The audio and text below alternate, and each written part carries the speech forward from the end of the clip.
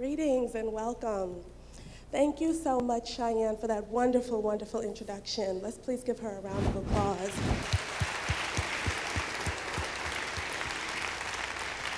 It's not easy coming to a stage like this, but it's so welcoming to see you all out here. And welcome to you, Alex. Well, Ali, thanks. It's a pleasure to be here with you. Oh, the pleasure is all mine. I can't wait to start talking about this book and other things, right? So I wanted to start off not with American Summer, but with There Are No Children Here, the kind of book that really defined your career. In some ways, there's a relationship between that book and this one. Can you start by talking about that? Yeah, so There Are No Children Here, is about a couple of boys. I spent 2 years with a couple of two brothers growing up in a public housing project on the near west side, the Henry Horner Homes, not very far from here, in fact. And it was a story to sort of understand the profound poverty in this country, as hard as it is to believe. Well, maybe it's not that hard to believe, but there was no conversation about these communities, and in some ways no acknowledgement that these communities even existed. And so it was my first time in public housing, and I will tell you that my first emotion there was this immediate sense of shame. Like, how is it possible I could not know? I mean, my office at the time was downtown, just a couple of miles from the projects. I was really knocked off balance by the just appalling conditions, physical conditions. But the other thing that really knocked me off balance, really kind of upended me, was the violence. And I still to this day remember the very first time I met the older of the two brothers, Lafayette, and he was 12 years old, and I was sitting in his apartment, and Lafayette as a kid didn't have much affect, didn't have much emotion, and he was telling me a story of an older boy, a teenager who had been shot and killed in a gang war, and who stumbled into his high-rise. They lived on the first floor, and died on the stairwell outside of his apartment. And I remember, and again, I feel a little ashamed at admitting this, I didn't fully believe him. I mean, partly because he had no emotion, and the other part of it is, it was hard for me to imagine that this was happening, and yet we weren't reading about it, that I didn't know about it. And so I remember Lafayette must have sensed that, and I remember him physically grabbing me by the elbow and pulling me out to the stairwell to show me the bloodstains on the stairs to get me to believe. And that moment has really stayed with me.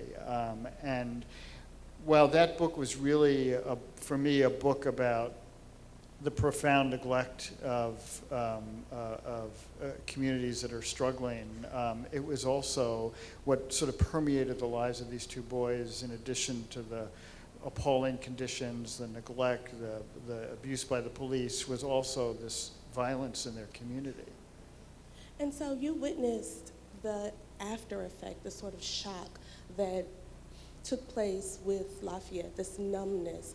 But there was another character in that book, Pharaoh, who you formed a relationship with, who also had a relationship to violence. Can you talk about that? Sure. So Pharaoh was the younger of the two boys, and Pharaoh was a kid who just loved school. And one of for me, one of the memorable moments I had with him was when he was participating in the spelling bee that he had in school. And Pharaoh was also this kid who was very vulnerable, and had his kind of coping mechanism was that he got adults to just embrace him, to sort of pull them close. And after the book came out, Pharaoh, who was really devoted to school, he lived in an apartment. There were a lot of people passing through the apartment, and he needed some quiet space to really catch up with his schoolwork. And I lived up on the north side. I was single at the time, and he asked if he could move in with me for a few days, and a few days turned into a couple of weeks, and then a couple of weeks turned into 6 years. Bless my wife, I think she's somewhere, she was amenable to having Pharaoh live with us. Pharaoh actually walked her down the aisle with her father at our wedding. But there was a moment when Pharaoh graduated from high school, and he had gotten into Southern Illinois University, and Maria and myself and our daughter, Maddie, we went back east to visit my parents. And Pharaoh ordinarily would come with us, but he wanted to get ready for school. And we're back visiting my parents, and around midnight we get a phone call. This is before cell phones. And I pick up the phone, and it was a detective, Ann Chambers, who I knew from my time in the projects, who was standing in my kitchen, our kitchen in Oak Park. And Ann told me that Pharaoh had just been connected to a murder on the West Side. And there was, apparently Pharaoh had taken a taxi from our house to his mother's. And when he got to his mother's, two young men yanked him out of the cab and got into the taxi, and one of them put a gun to the back of the taxi driver's head and ended up shooting him in a robbery. And Pharaoh was a witness to all this, and there was some concern initially that Pharaoh might have set these guys up to do this. But fortunately, Anne knew Pharaoh from the projects and knew that that wasn't the case. And then the next day, I tried to reach Pharaoh, and I couldn't reach him all day. I just kept on calling and calling and calling. And finally, that evening, I finally got hold of him, and I said, "Where have you been?" And he said, he'd been shopping down at the old Marshall Fields for clothes for school. And I just thought to myself, man, you just watched somebody killed. If it was me, I'd just be curled up on my sofa just trying to disappear. And I thought, what's going on? Is it that you don't care? Is it that they're just numb to the violence? And when I was beginning this book, I sat down with Pharaoh to talk about this moment. It had been almost 20 years. And we were at a restaurant on the West Side at MacArthur's, and we're sitting in a booth, and Pharaoh begins to recount the incident, and at some point, he gets out of the booth and begins to crouch, and he's trembling as if he's back in that moment.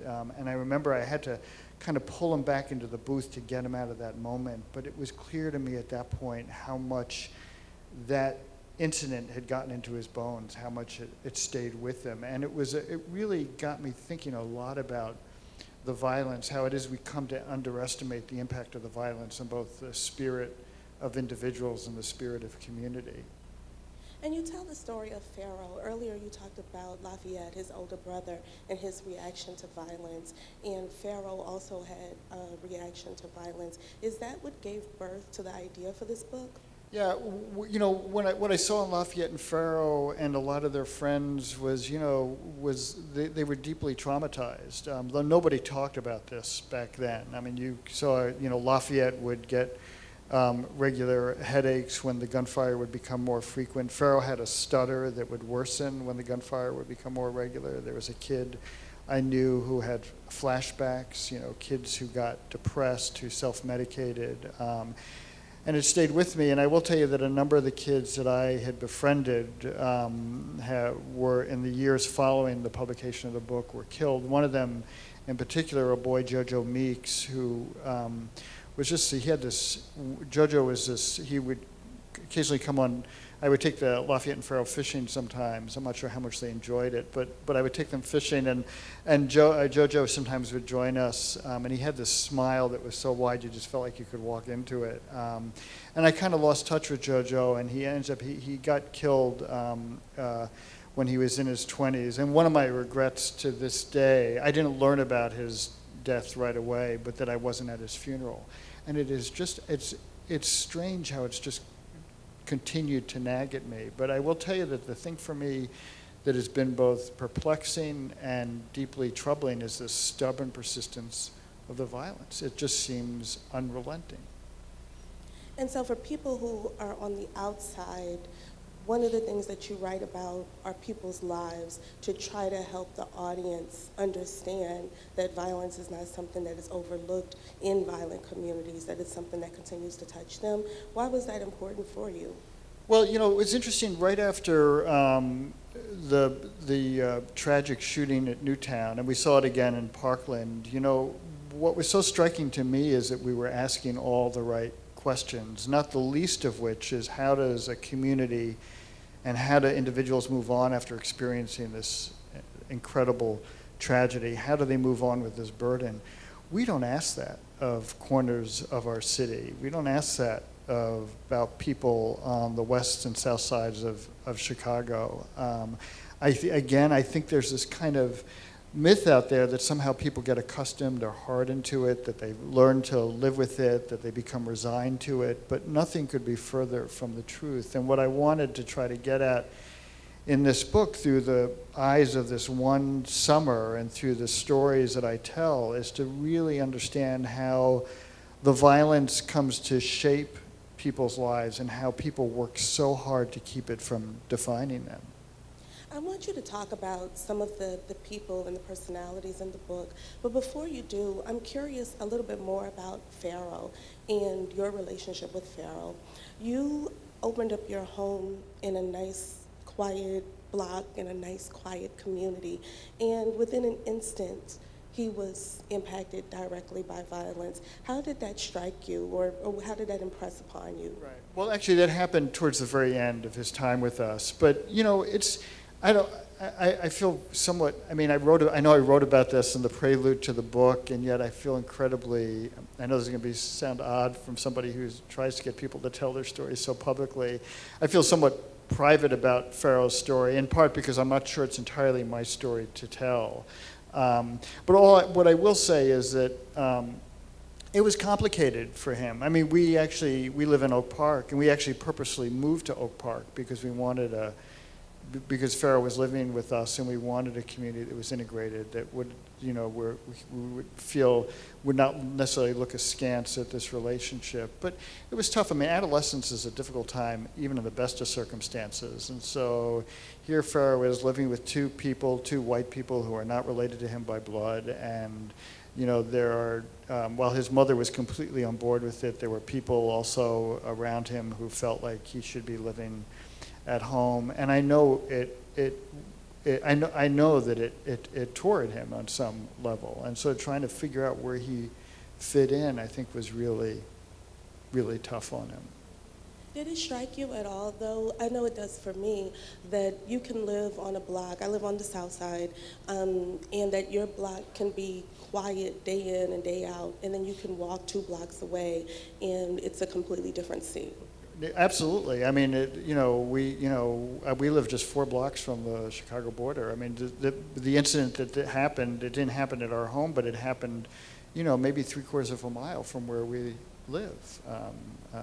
But this speaks volumes about sort of the great American paradox, which is like, we like to think we're all in this together, and yet we lead such disconnected lives. And so it's really easy for most of us to sort of turn away and think, that it's not me, it's not us, and that's what I was trying to do in this book, is to try to get people to sort of spend some time in these neighborhoods that they otherwise might not venture into.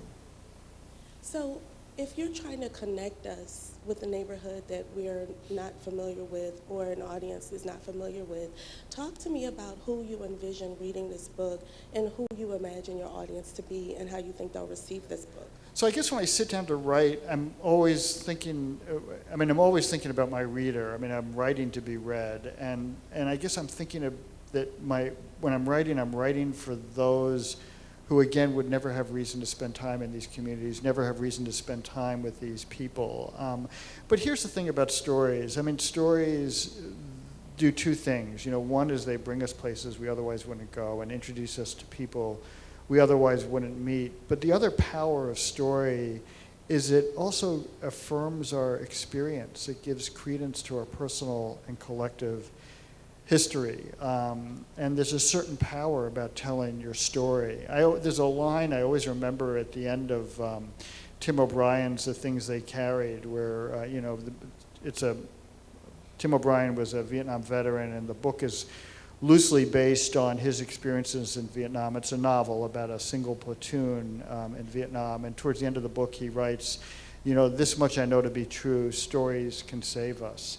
And I think O'Brien was speaking as much to his readers as he was to himself.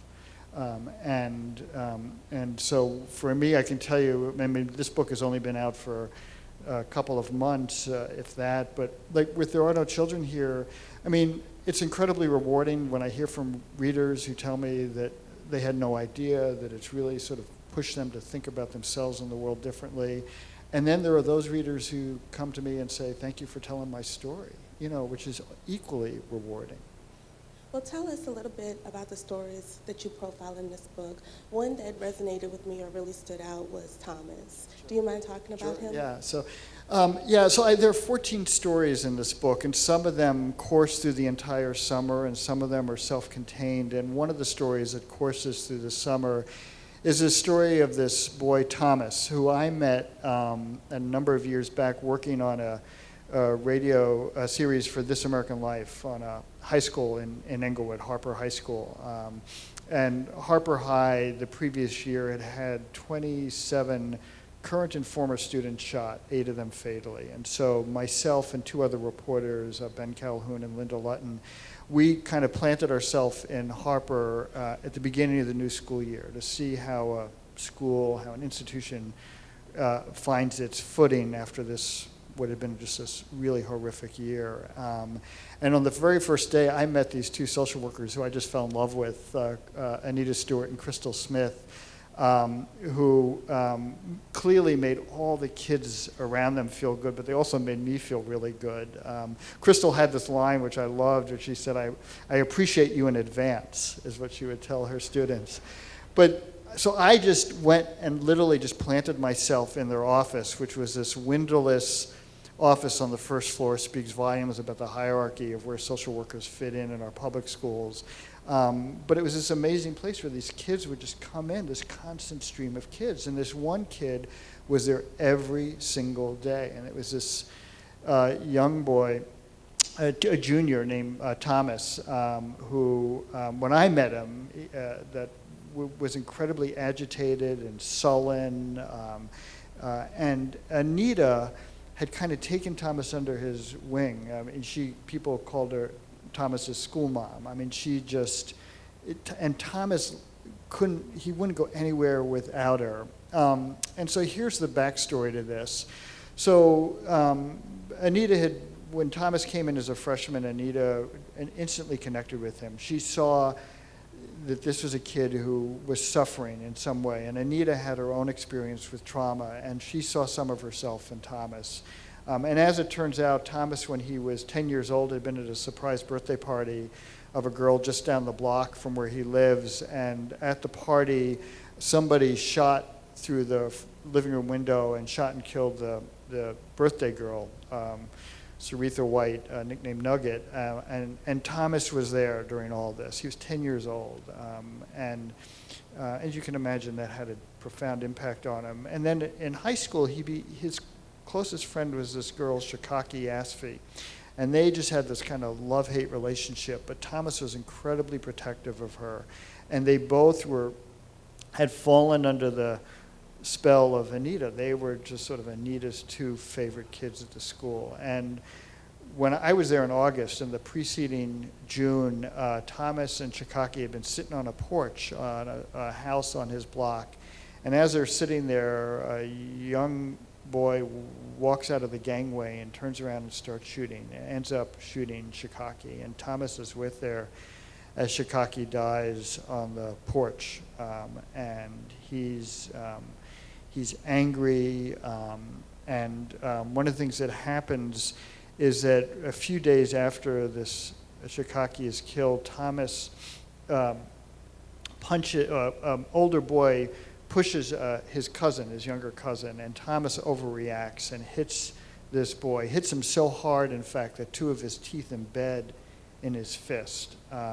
And that stupid little fight offered Thomas some relief. And fortunately, at least from Anita's standpoint, he didn't have to go to the funeral because he was in the hospital during that time. And I'm going to read this short letter so at one point, Shikaki, and this is not all that unusual, and this speaks volumes for, I think, what young people in these communities are up against. At one point, Shikaki says to Anita that if I ever die, I want you to write a letter and put it in my coffin. I mean, what kind of 16 or 17-year-old thinks to ask that of somebody, of an adult? And Anita kind of just sloughs her off and says, come on, what are you talking about? And then, of course, Shikaki is killed. And Anita does write a letter, which she gets laminated. She brings it to the funeral. And in the end, she ends up not putting it in the casket because she just felt too awkward doing that. But I'm going to read you just a part of the letter that Anita wrote. Shikaki, I guess you know I'm devastated because I did not think I would ever have to write this letter. My heart is broken, but I'm trying to follow through with your wishes. Words cannot express how much I will miss you and forever value our time together. I thank God, and I am so very humble and honored that I had the opportunity to cross your path. I will treasure and hold each and every minute of our time together to my heart. I love you, Miss Stewart. And so in some ways, Thomas and Anita's story begins with Shikaki's death, and it's a story about this really, what I think is this really beautiful relationship that extends well beyond Thomas graduating from Harper and Anita staying at Harper, and ultimately it's about, without giving the story away, it's about Thomas's really difficult, complicated decision whether or not to testify in the trial of the young man who shot and killed Shikaki. And you said you don't want to give that story away, so I won't ask you to. But later on in the book, you do write about Thomas. He wrestles with the choice of whether he's going to do that. But you also come to a revelation about your own reporting with Thomas. Right. Do you know what I'm talking about? I do, yeah. So there's this moment when I reported this book.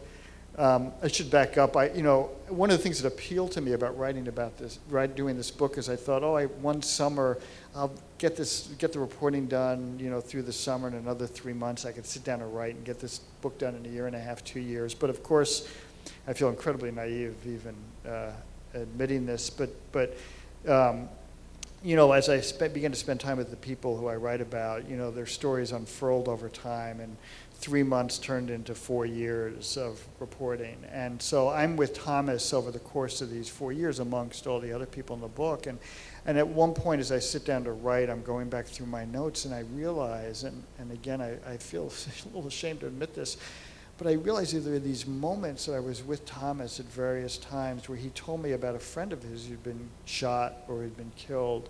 And I began to sort of make a list of them, and it must have been 6 or 7 people, and it just hit me in a way that I hadn't really thought about how this young man by the age of 20 had lost like 6 or 7 friends, close friends, to the violence. And Thomas, he's just a really gentle soul, and it's had a really profound impact on him. And so in the book, you write about Thomas, and as you say, you tell 14 stories. One person that you don't write that much about is yourself.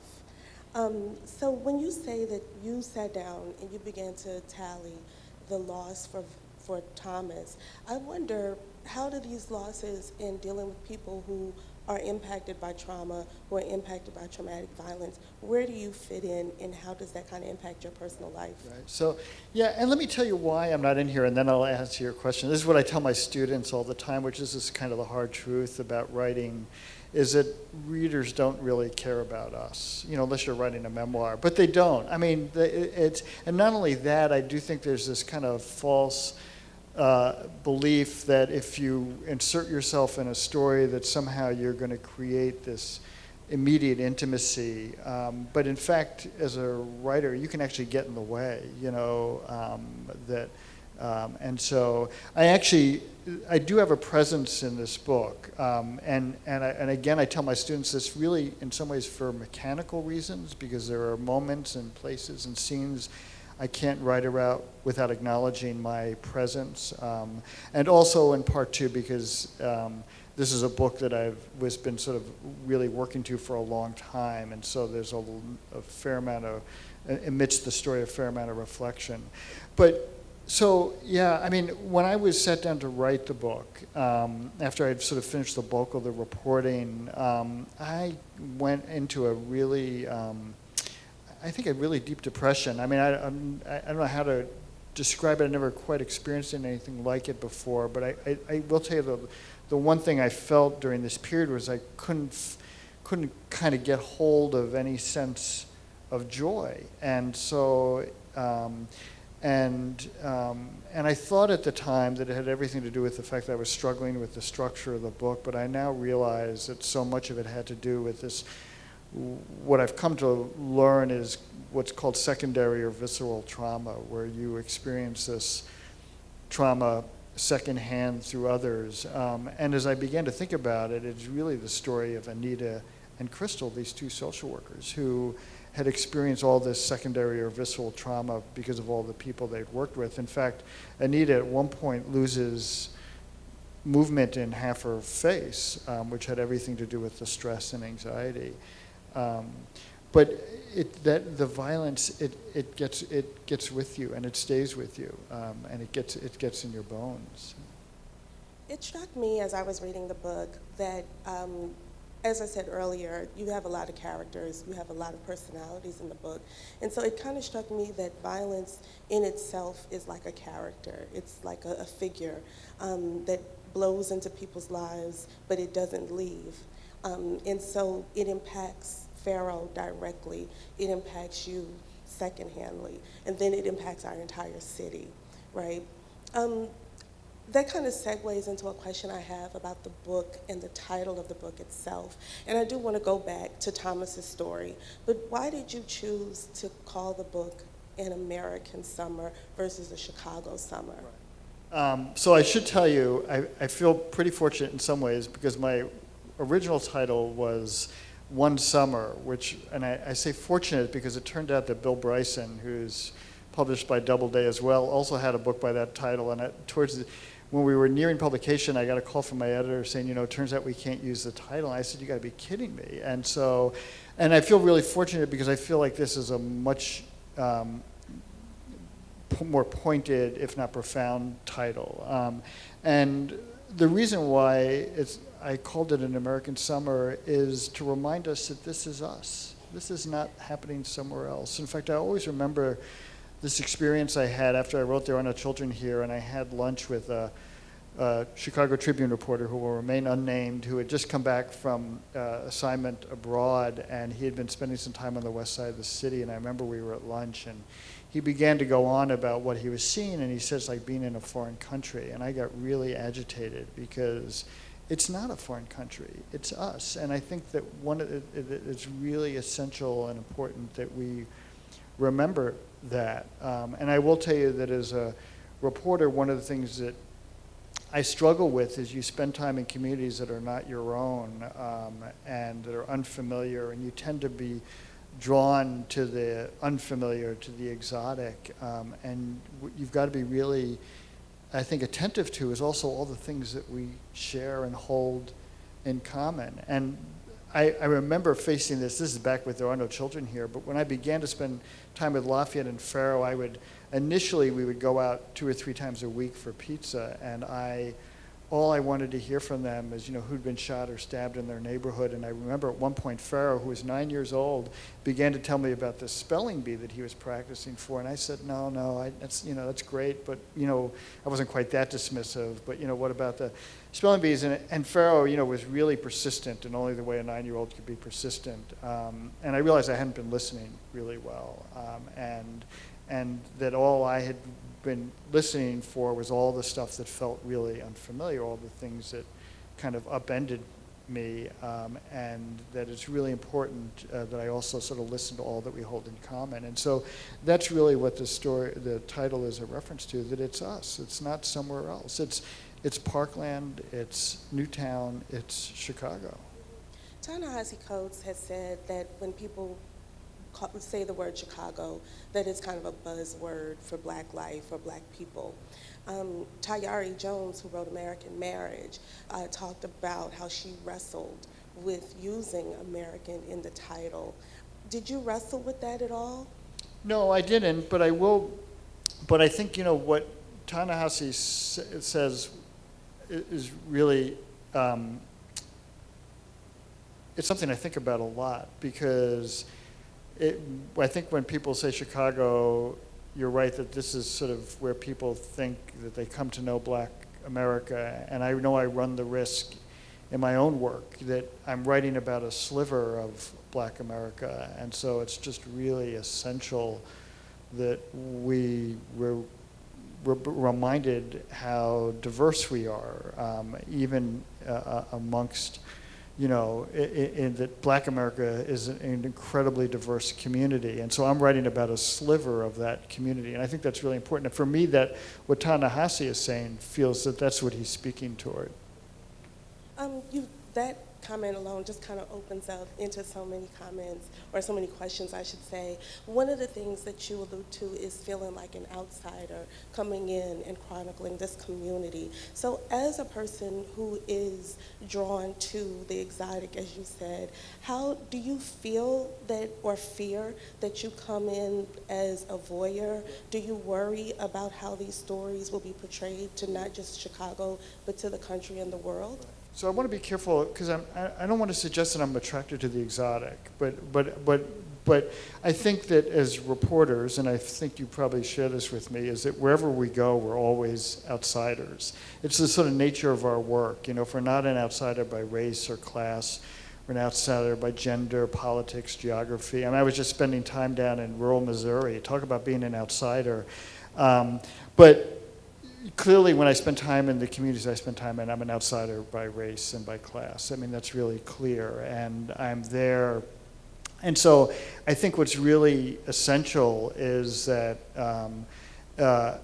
this was my point earlier, is that we're not only looking at the things that feel different, but also look at all the things that we held in common, and that we really give, we really honor people's stories, that people are complicated, rich, nuanced human beings. And the real challenge, I think, for us as reporters is this notion of empathy, is this sort of a capacity to get in somebody else's shoes, to try to imagine yourself as them. Empathy is not only this centripetal force of storytelling, but it's also what holds communities together. And so that's what I'm after. And I know you never quite get to that place where you have achieved complete empathy, but you try to get close as you can to it. And it is this incredible, I feel this, I'm sure you feel it too, Lolly, when you tell other people's stories, you feel this burden about getting it right, And as you said earlier when we were sitting backstage, that you hear people's stories, and here's the bottom line: most people are not particularly good storytellers. And am I right? I don't mean that just in general, people in general. And so part of what we do is we go out in the world and try to help make sense of people's stories. And sometimes it's not quite how they see it. But what you want to do is just be as honest and square to what you see and what you hear, and to sort of honor the dignity of the people that you're writing about. But no matter what, when we're telling people's stories, we bring our own baggage. So we see it through our lens and through our experience. And sometimes the way we tell their stories is a lot different from how they will tell their stories, right? Yeah, no, absolutely. I think one of the, we talk in our profession about this notion of objectivity, which I just think is complete bull, because we're not blank slates. We go into the world with our own personal and collective experiences. And what I tell my students, and I can't teach them this, but I think one of the things that's most valued as a journalist, as a nonfiction writer, is this level of self-awareness, is being aware of what you bring to the table, all your assumptions. And I think what we're really asking of ourselves is that we be as fair and honest as we can when we go out in the world, and that we be willing at every corner to be knocked off balance. Earlier, you talked about the diversity in Chicago's community, and particularly Chicago's Black community. One of the things that struck me about Thomas's story is that you're telling the story of this young man from a troubled and violent community who is impacted by, as I said, this character of violence, right, who's kind of walked in his life and stayed there.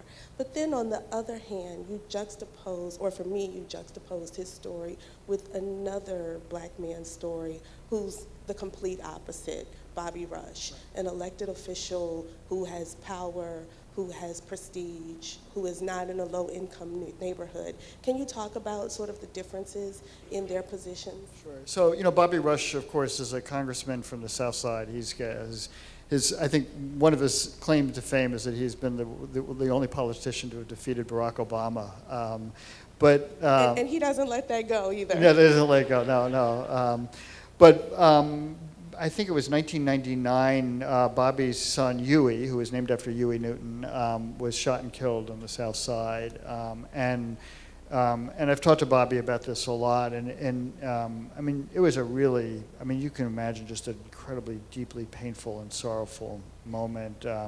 And his son lived for a while in the hospital. And Bobby, at one point, when it was looking good, he went back to Congress to vote on a bill, and while he was in D.C., he got word that his son was dying, and so he quickly goes back to Chicago. And the story that Bobby tells, I can't get out of my head, I know he can't get out of his head, is that when his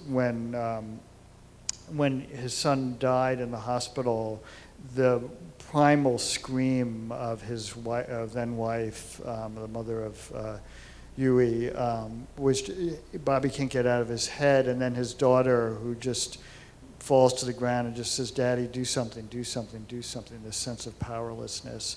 And so there's one of the stories in the book, and this is the only moment in the book where I really deal with policy in any regard.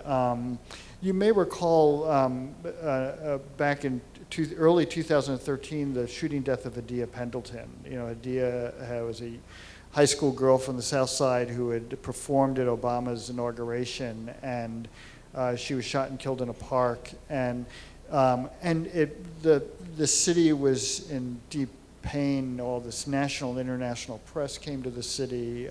People were angry. And in the wake of that, our junior senator Mark Kirk, a Republican, announced, and it was an act, and he admits it was an act of vengeance. He wanted to go out and arrest all 15,000 gangster disciples in the city. He had this idea that we're just going to have to go out and arrest all these young men, all black men. And Bobby Rush was really, as were many others, was really disturbed about this proposal. And he and Kirk knew each other because they traveled back and forth sometimes to D.C., so Bobby asked him to come spend a day with him on the South Side. And so Bobby rented a bus, and I was able to finagle my way with the two of them on this bus. It turns out, I don't know how this happened, but it turned out to be a party bus that had a disco light that was going, and a stripper's pole, and TVs. It was quite a journey. But the point of the day for Bobby was he wanted Kirk to see the distress of his neighborhood, to understand where these young men that Mark Kirk wanted to arrest, where they came from, to understand the fact that the opportunity was just simply not available. And towards the end of the day, they go to a gathering of people in the community, and they all tell Kirk, those are our brothers, our cousins, our fathers that you want to arrest. The idea that you want to come in. This is the story of the past 30 years, of course, is just going in and arresting young black men. This speaks to the kind of gang database we have in the city. But to Kirk's credit, he ended up backing down. And Bobby, it was really personal to him because of his loss. And so in telling Bobby Rush's story, you kind of tell the story of somebody who is very powerful. In telling Thomas's story, you're telling the story of someone who is powerless. And they're both impacted and touched by violence and have a response to it. It's still something that sits with them. The theme of this year's festival is power. And I wonder what you think about when you reflect on the stories about power, the powerful, and the powerless. Well, I guess I think about it in a number of ways. One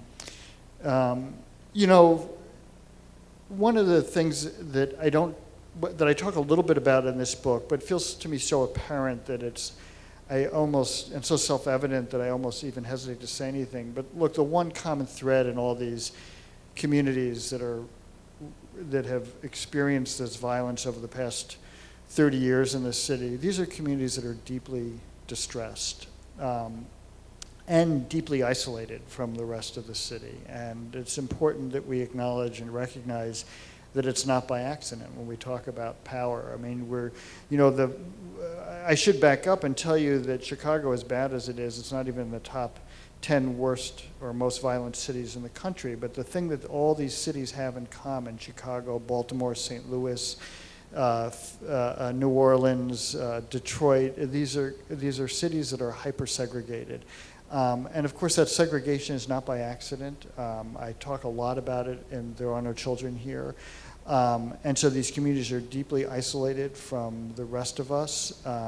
There are also communities that are deeply distressed, and in which that window of opportunity is not only not widened, but it's narrowed. And for me, when we talk about power, one of the things that's so remarkable to me is the absence in our public discourse, both about racial segregation and about the profound poverty in our cities, this growing disparity in wealth. So there's that way that I think about power, but I think the other way I think about it too is on a much more personal level, which is that, often people who are touched by the violence, there is a sense of powerlessness.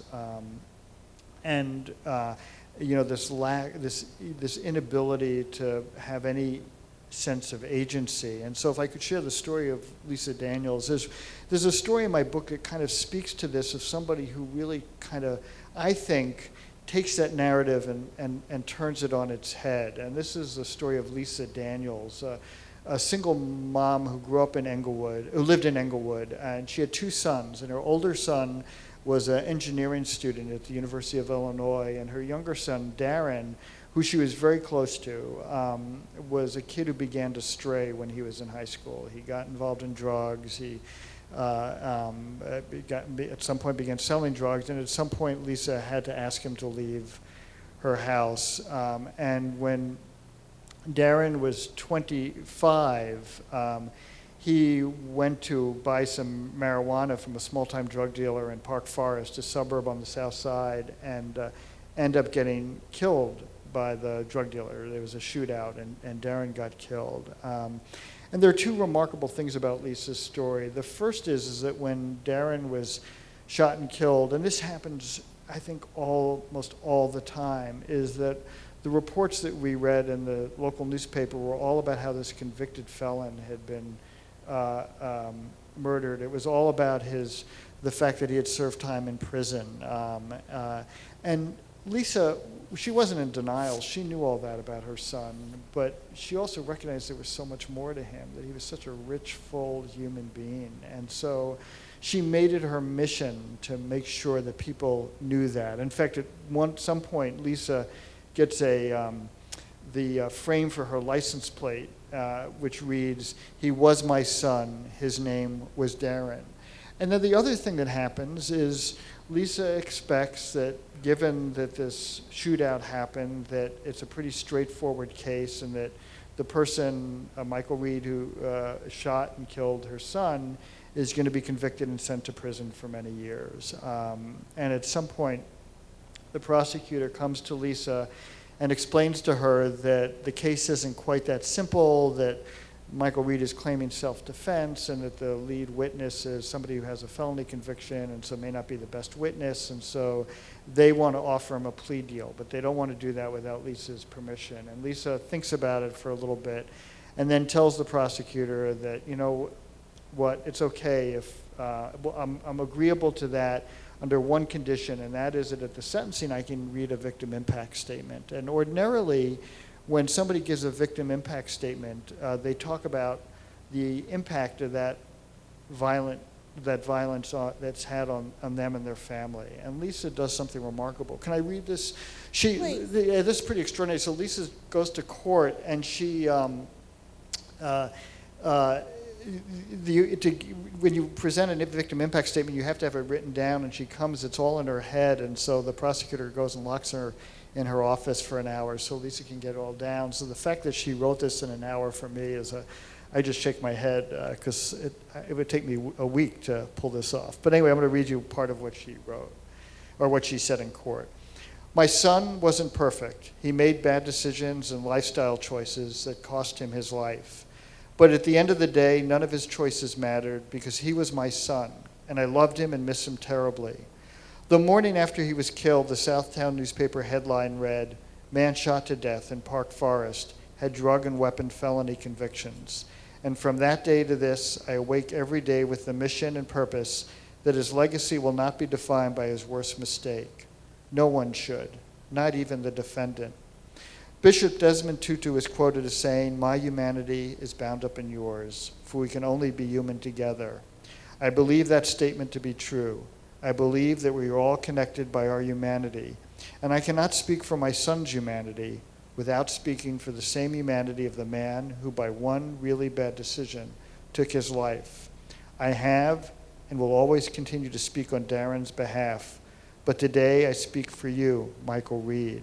And she ends up asking the judge for leniency and ends up starting a correspondence with Michael Reed when he's in prison. And so it's this remarkable moment of forgiveness, which is something that I found courses through a number of the stories in the book. But she takes that narrative and just turns it on its head. And she has some power. I mean, Lisa's this extraordinary woman. She now sits on the state parole board, where, institutionally we're asked to sort of grapple with this notion of forgiveness. So from a place of powerlessness, she found some power. Yeah. Now, earlier you talked about There Are No Children Here, and in that book, you do wrestle a lot with issues of poverty and joblessness. You just talked about the segregation that impacts the city and many others. But you don't really write about that in this book. You write about people like Lisa and Thomas and Bobby Rush. Why tell stories? Yeah. So, I mean, I'm very upfront in the beginning of this book that this is not a book about public policy. And it's not about public policy for a number of reasons. One, it's not my bailiwick. It's also, I fear that anybody who tells you they know what's working is lying. We have ideas, but the truth of the matter is we're still trying to figure it out. But here's the bottom line is I tell stories not to answer questions, but to ask them. I think that's why we tell stories. It's why we read novels. We don't read novels because we're looking for answers. We read novels because they provoke us. They get us thinking. They get us thinking about ourselves and the world differently. And so in this book, I wanted to tell these really granular, intimate stories about individuals. And in the book, I talk, I allude to the distress of these communities. I allude to the isolation.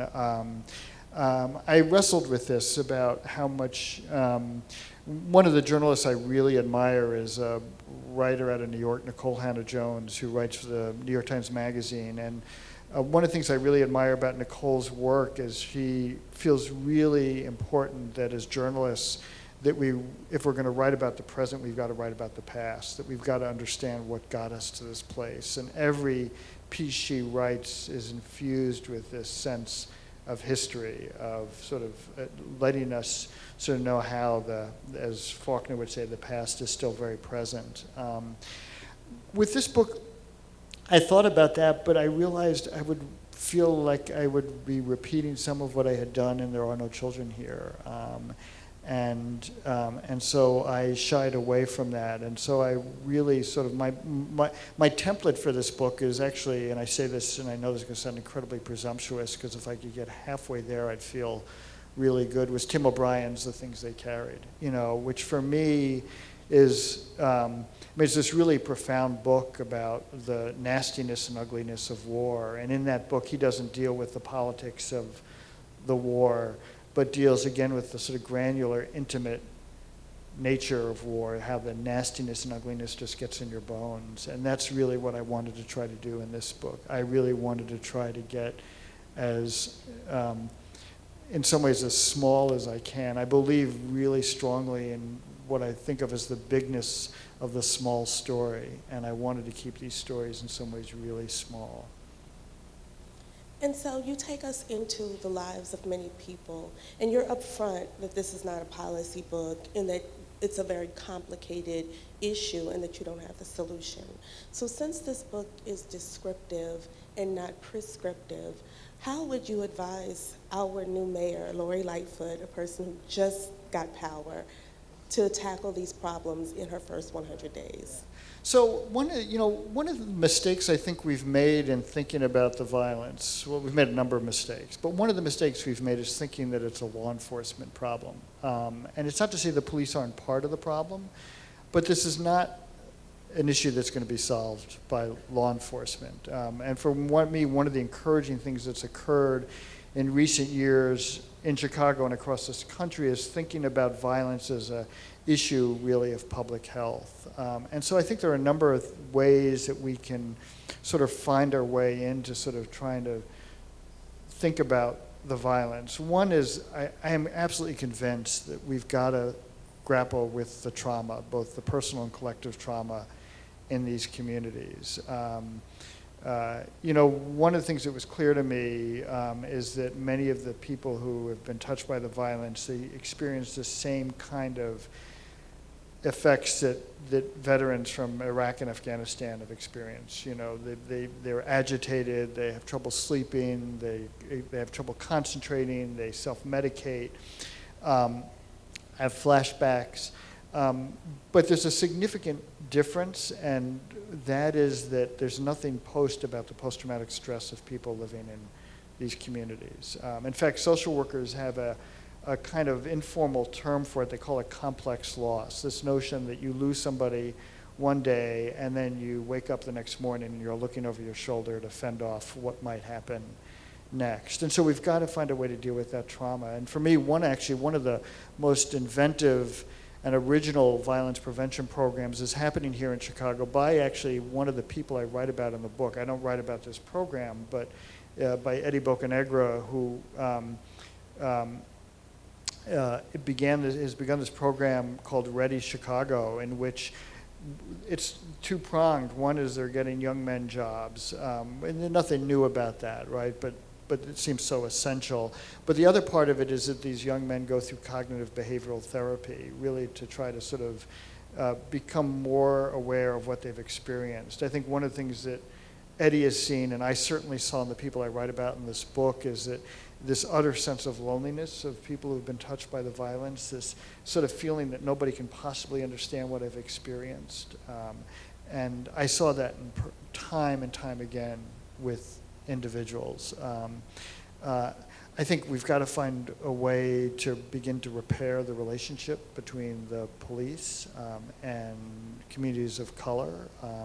If I were the superintendent of the police, and my absolute priority would be to do, I think what the police should be doing is solving crimes.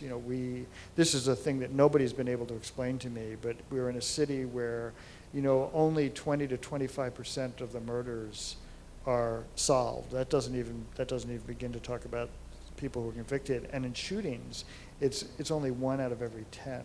I mean, that's pretty remarkable. You've got a 9 out of 10 chance of shooting somebody and getting away with it. And when you lose that sense of justice, any sense of trust begins to erode.